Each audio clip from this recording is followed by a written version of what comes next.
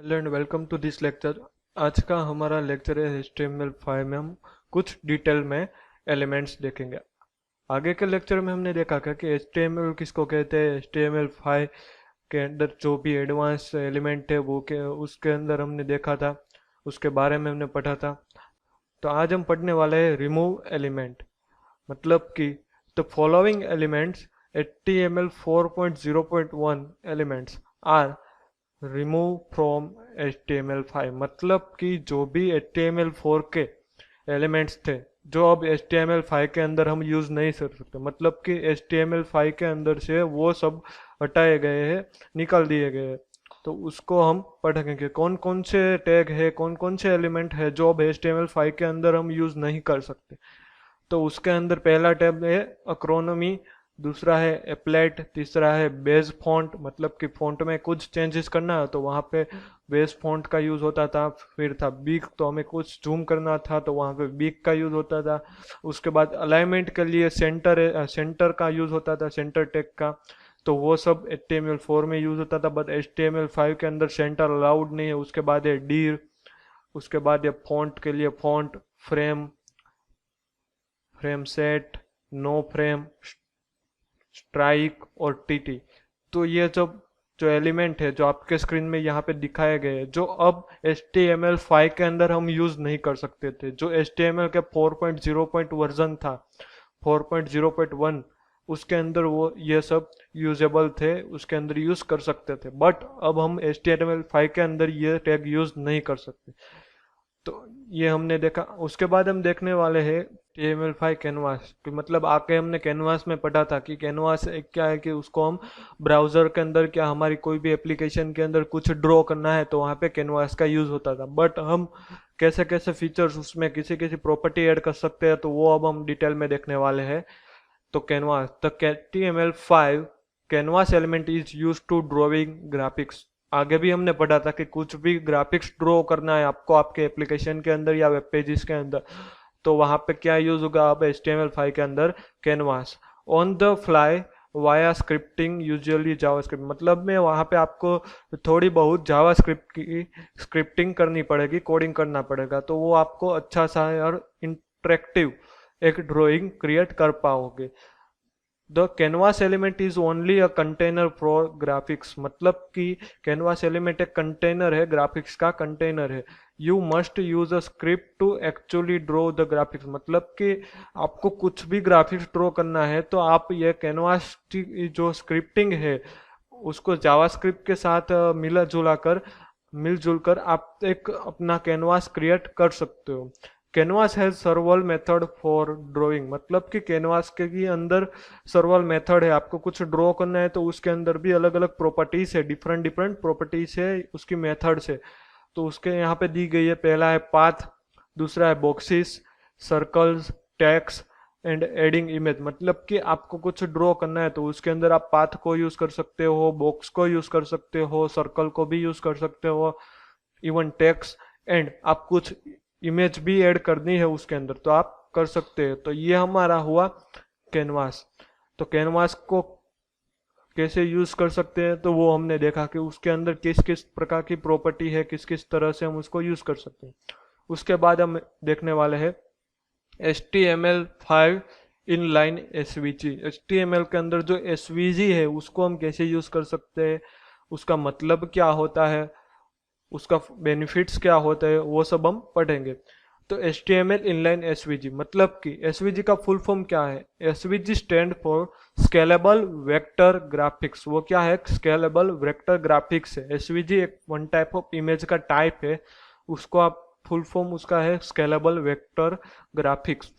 SVG is use to define vector basis graphics for the web. मतलब कि आपको कोई भी वेक्टर बेस्ड ग्राफिक्स बनाना है जो किसी भी तरह से स्केल या जूम किया जाए तो भी वो वेक्टर ही होना चाहिए, रास्टराइज नहीं होना चाहिए। तो HTML के जरिए आप वहां पे SVG बना सकते हो। SVG define the graphics in XML format. जो SVG है वो किस फॉर्मेट के अंदर डिफाइन होता है, आपको मोस्ट और गोल्डन IMP की तरह यहाँ पे याद रखना है कि जो SVG है वो XML फॉर्मेट के अंदर ही क्रिएट होता है। तो आपको यहाँ पे याद रखना है कि कोई भी SVG ग्राफिक्स या इमेज है वो किस फॉर्मेट के अंदर रहेगी, XML फॉर्मेट के अंदर। उसको क्रिएट करना है तो भी आप XML फॉर्मेट के अंदर ही उसको क्रिएट कर पाओगे। उसके बाद है SVG graphic do not lose any quality, मतलब कि एसवीजी को आप किसी भी तरह से मॉडिफाई कर लो, उसकी क्वालिटी कभी लूज नहीं होगी, कभी कम नहीं होगी। इफ दे आर जूम और जूम रिसाइज, मतलब कि आप किसी भी तरह से उसको जूम कर लो या फिर रिसाइज कर दो, उसकी जो ग्राफिक्स क्वालिटी है, उसकी जो साइज है, उसमें आपको कभी भी चेंज नहीं मिलेगा। वो जैसी है वैसे ही रहेगी, उसका वेक्टर उसको कभी रास्टराइज में कन्वर्ट ही नहीं होगा। तो इसलिए आप जब भी कोई वेब पेजेस के अंदर आपको कोई वेक्टराइज काम करना है तो उसके अंदर आप एसवीजी का यूज कर सकते हो। उसके बाद है every elements are and every attributes in SVG file can be animated, मतलब कि कोई भी एसवीजी एनिमेट, मतलब कि कोई भी एसवीजी इमेज है या कोई भी एलिमेंट है उसको आप एनिमेट कर सकते हो एचटीएमएल के अंदर। मतलब कि ऐसा जरूरी नहीं है कि कोई पीएनजी या जेपीजी फाइल ही है उसको भी आप एनिमेट कर सकते हो, बट जो एसवीजी फाइल है उसको भी आप एनिमेट कर सकते हो।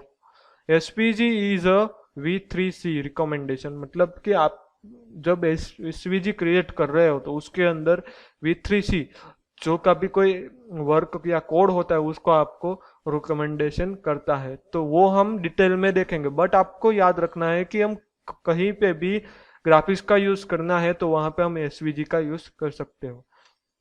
उसके बाद है एसवीजी के बेनिफिट्स और एडवांटेज भी कह सकते हैं। एडवांटेजेस ऑफ यूजिंग एसवीजी और other image format like JPG and जीआईएफआर, मतलब कि हमें जेपीजी और जीआईएफ की जगह पे जो भी एसवीजी हम इमेज यूज करते हैं या ग्राफिक्स यूज करते हैं तो उसके एडवांटेज क्या रहेंगे। SVG image can be create and edit with any text editor, मतलब कि आप किसी भी टेक्स्ट एडिटर के अंदर एसवीजी इमेज को क्रिएट भी कर सकते हो और उसको मॉडिफाई भी कर सकते हो। उसके लिए कोई आपको पर्टिकुलर सॉफ्टवेयर की या एडिटर की जरूरत नहीं है, आप किसी भी टेक्स्ट सॉफ्टवेयर के अंदर आप उसको एडिट कर सकते हो। उसके बाद है दूसरा बेनिफिट्स उसका, SVG can be search, index, script and compressed, मतलब कि एसवीजी को आप सर्च भी कर सकते हो, उसको इंडेक्स भी कर सकते हो, उसको स्क्रिप्टिंग मतलब कि आप क्रिएट करके स्क्रिप्टिंग के जरिए क्रिएट भी कर सकते हो उसके, और उसको कंप्रेस भी कर सकते हो। तो ये एसवीजी के मल्टीपल्स बेनिफिट्स एडवांटेजेस हो गए। उसके बाद है उसका तीसरा advantages, SVG image are scalable, मतलब कि आप एसवीजी इमेज को कितना भी जूम कर लो वो कभी रास्टराइज मतलब फटने वाली ही नहीं है, वो कंप्लीटली वेक्टराइज ही रहेगी। तो यहाँ पे उसका एक मोस्ट और गोल्डन, हम भी कह सकते हैं मोस्ट और गोल्डन एक एडवांटेज भी कह सकते हैं एसवीजी को, तो वो स्केलेबल है। SVG image can be printer with the high quality at any resolution, मतलब कि हम एसवीजी जो भी कोई इमेज है या ग्राफिक्स है उसको हाई क्वालिटी के अंदर भी क्या कर सकते हैं, प्रिंट कर सकते हैं। तो उसके लिए कोई आपको रिजोल्यूशन फिक्स रखने की ज़रूरत नहीं, आप कोई भी रिजोल्यूशन के अंदर आपको प्रिंट करनी हो या ज़रूरत हो तो उसके लिए आप एसवीजी को यूज़ कर सकते हो। एसवीजी इमेज आर जूमेबल, मतलब कि एसवीजी इमेज को आप कितना भी जूम कर सकते हो, उसके लिए कोई लिमिटेशन नहीं है। And the image can be zoom without degradation, मतलब कि आप एसवीजी जो इमेज है उसके अंदर आप कितना भी जूम कर सकते हो, उसकी कोई डिग्री या आपको उसके कोई परसेंटेज फिक्स नहीं, आप कुछ ही कितना भी आपको जूम करना हो उतना जूम कर सकते हो। तो ये हमारे हो गए एसवीजी के एडवांटेज, जो ये जेपीजी और जीआईएफ की जगह पे ये काफ़ी कंफर्टेबल है एसवीजी। एसवीजी का यूज़ आपको यहाँ पे मल्टीपल एडवांटेज भी दिखे कि उसको किसी भी एडिटर के अंदर हम एडिट कर सकते हैं, उसका कोई फिक्स सॉफ्टवेयर नहीं होता है। एसवीजी कैन रीचेबल, सर्चेबल और स्क्रिप्टिंग उसकी भी बहुत सिंपल होती है। एसवीजी इमेज आर स्केलेबल भी है, उसको जूम भी कर सकते हो और उसको किसी भी रिजोल्यूशन में आप प्रिंट भी करवा सकते हो। तो ये हो गया हमारा एसवीजी का एडवांटेज। उसके बाद हमें देखते हैं कि different between SVG and canvas, मतलब हमारे पास एसवीजी है, हमें कुछ ड्राइंग करना है तो उसके अंदर एसवीजी के अंदर भी हम ड्राइंग कर सकते हैं। तो कैनवास और एसवीजी है उस दोनों में डिफरेंस क्या है, तो वो हमने देखा। जो कैनवास के अंदर यहाँ पे आपको चार्ट दिया गया है, यहाँ पे उसके अंदर कैनवास भी है और एसवीजी भी है। तो यहाँ पे हमें देखना है जो कैनवास के अंदर जो रिजोल्यूशन होती है वो डिपेंडेंट होती है किसी भी एक एलिमेंट के ऊपर, बट उसकी जगह पे जो एसवीजी है उसके अंदर की जो रिजोल्यूशन होती है वो इंडिपेंडेंट होती है, कोई भी एलिमेंट के अंदर डिपेंडेंट नहीं होती। दूसरा उसका एडवांटेज या डिफरेंस देखने जाए तो canvas not supported for event handler, मतलब कि कैनवास के अंदर हम कुछ इवेंट परफॉर्म नहीं कर पाते, बट एसवीजी के अंदर हम कोई भी इवेंट परफॉर्म कर सकते हैं। SVG support for all events handler, उसके अंदर हम किसी भी तरह की इवेंट्स करवा सकते हैं। उसके बाद है पुअर टेक्स्ट रेंडरिंग कैपेबिलिटी, मतलब कि जब आप कैनवास का यूज करते हो तो उसके अंदर आपको जो टेक्स्ट रेंडरिंग कैपेबिलिटी है वो पुअर मिलेगी, आपको अच्छी नहीं मिलेगी। बट एसवीजी के अंदर क्या है कि SVG best suited for application with large rendering area, Google maps like आपको किसी भी तरह का लार्ज या कोई भी क्वालिटी वाला आपको एरिया रेंडरिंग करवाना है तो आप एसवीजी के तरफ से कंप्लीटली कर सकते हो। उसके बाद है कैनवास के अंदर you can save the resulting image as the PNG and JPG, मतलब कि जो कैनवास है उसको हम पीएनजी और जेपीजी के कन्वर्ट भी कर सकते हो, उसके अंदर सेव भी कर सकते हो। तो एसवीजी के अंदर क्या है कि slow rendering if complex anything that using the DOM a lot will be slow, मतलब कि यहाँ पे आपको कैनवास में अंदर जो भी फीचर्स है कि आपको पीएनजी और जेपीजी के अंदर कन्वर्ट करना है तो आप कर सकोगे, बट वो एसवीजी के अंदर भी पॉसिबल है, बट उसको कन्वर्ट करने के लिए उसका रेंडरिंग है वो बहुत स्लो है जो कैनवास की कंपैरिजन करे वो। उसके बाद है लास्ट टॉपिक कि canvas well suited from graphics intensive games, जो भी कोई ग्राफिक्स इंटेंसिव गेम आप बना रहे हो या गेम टाइप की आप कोई एप्लीकेशन बना रहे हो तो उसके अंदर कैनवास जरूरी है या अच्छा रहेगा। But SVG not suited for game application, मतलब कि game web design web pages या गेम का या कोई गेम एप्लीकेशन बना रहे हो आप ब्राउजर के अंदर तो वहां पे आप एसवीजी का यूज नहीं कर सकते। क्यों? क्योंकि एसवीजी को जब लोड करने के लिए समय लग जाता है कंपेयर टू कैनवास। तो ये हो गया हमारा डिफरेंट एसवीजी और कैनवास। तो हमें कहाँ पे क्या यूज करना चाहिए वो आपको पता चल गया होगा। तो उसके बाद हम देखने वाले हैं HTML5 जियो लोकेशन। HTML5 के अंदर हम जियो लोकेशन का सेटअप कैसे कर सकते हैं, हम यूजर की पोजीशन को कैसे सेटअप कर सकते हैं, तो वो अब हम देखेंगे। हमारी एप्लीकेशन के अंदर कैसे सेटअप कर सकते हैं वो अब हम देखेंगे। तो HTML5 Jio location, the HTML5 geolocation API is used to get the geographical position of user, मतलब कि हमारी एप्लीकेशन के अंदर यूजर की जो पोजीशन क्या है, जियोग्राफिकल पोजीशन क्या है, वो हमें गेट करने के लिए या वो हमें देखने के लिए हम जियो लोकेशन का यूज कर सकते हैं या जियो लोकेशन की एपीआई का यूज कर सकते हैं। Since this can compromise uses privacy the position not available unless the user approve it, but यहाँ पे प्राइवेसी की वजह से हमें जब तक यूजर अप्रूव नहीं करता तब तक हम किसी भी यूजर की पोजीशन गेट कर सकते नहीं। इसलिए हमें पहले यूजर के पास से क्या लेनी पड़ेगी, उसकी परमिशन लेनी पड़ेगी। जब वो परमिशन अप्रूव करेगा तभी हम उसकी जियो लोकेशन फाइंड कर सकते हैं या उसकी गेट कर सकते हैं। तो ये हो गई हमारी जियो लोकेशन।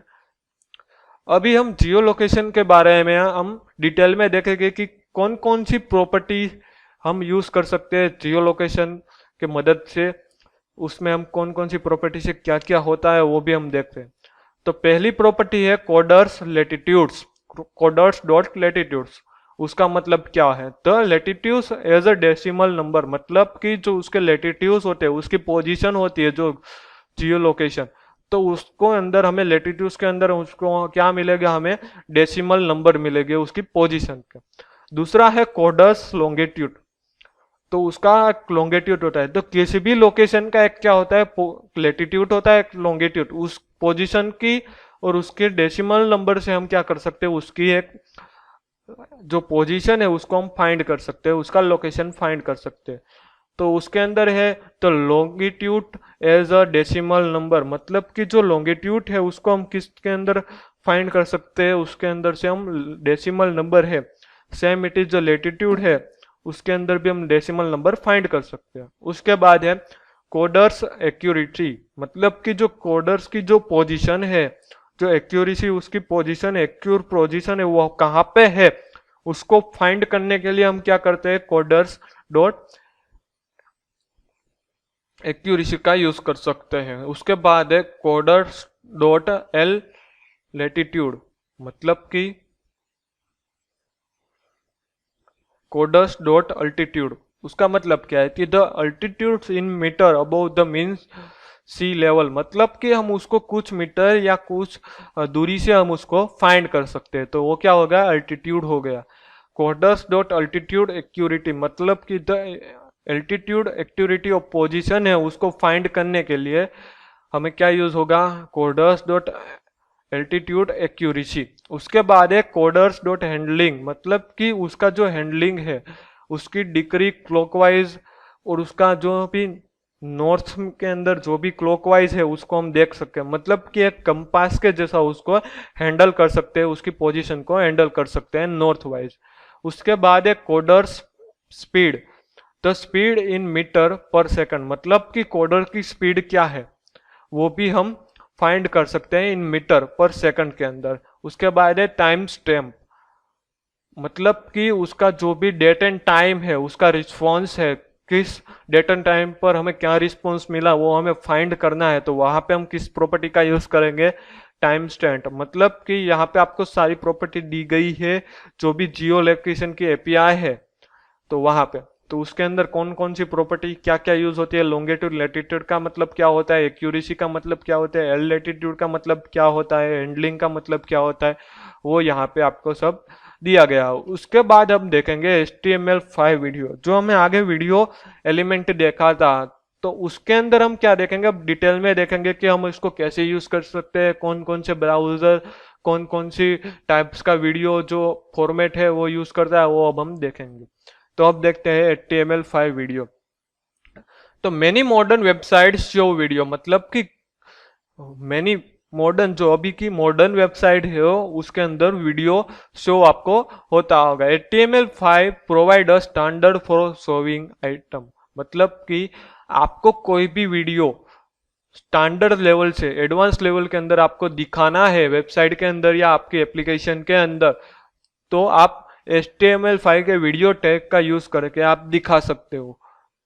मतलब अभी तक हमने देखा कि वीडियो फॉर्मेट कैसे यूज कर सकते हैं, रिस्पॉन्सिव कैसे बना सकते हैं वेबसाइट को वीडियो के जरिए। अब हम देखेंगे video format and browser support, मतलब कि कौन कौन से वीडियो फॉर्मेट है वो कौन कौन से ब्राउजर यूज करता है, तो वो अब देखेंगे। तो यहाँ पे आपको एक चार्ट दिया गया है, एक आपको टेबल बना के दिया गया है, उसके अंदर पहला ब्राउजर है इंटरनेट एक्सप्लोरर। तो इंटरनल एक्सप्लोरर है वो विर्मो किस तरह का किस टाइप का फॉर्मेट यूज करता है, MP4। उसके अंदर दूसरा है वेबएम, वो सपोर्ट नहीं करता है। उसके बाद है OG, वो भी सपोर्ट नहीं करता है। तो सिंपल आपको याद रखना है कि इंटरनल एक्सप्लोरर में आप कोई भी चीज दिखाते हो तो उसके अंदर क्या यूज होना चाहिए, MP4 वीडियो फॉर्मेट यूज होना चाहिए।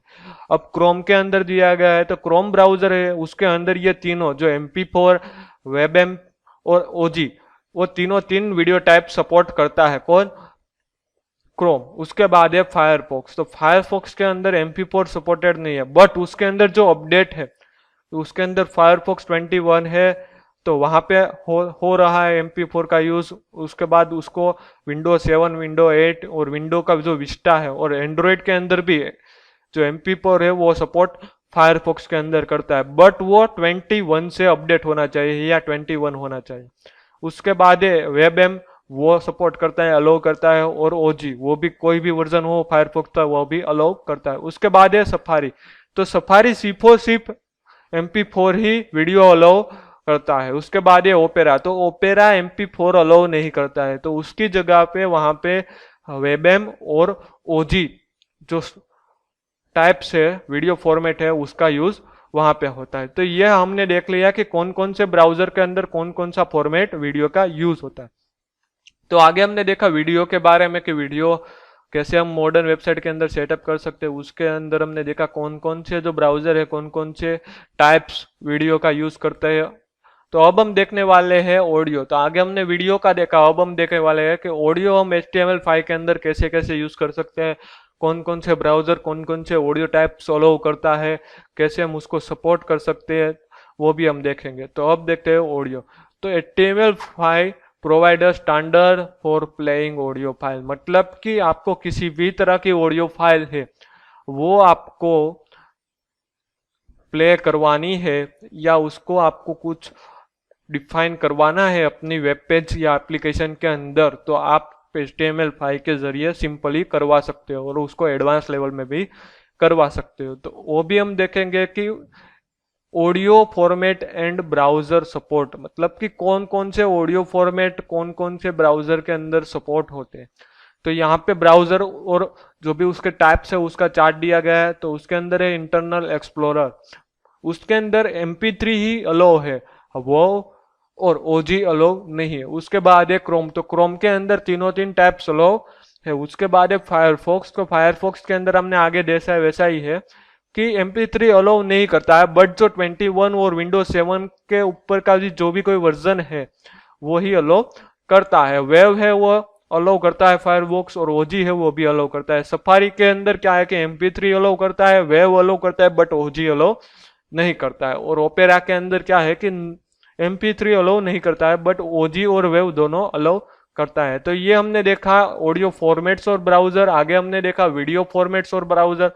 तो अब हम देखने वाले हैं HTML के जो इनपुट टाइप्स है उसमें कौन कौन से एलिमेंट का यूज होता है, वो कैसे कैसे यूज कर सकते हैं।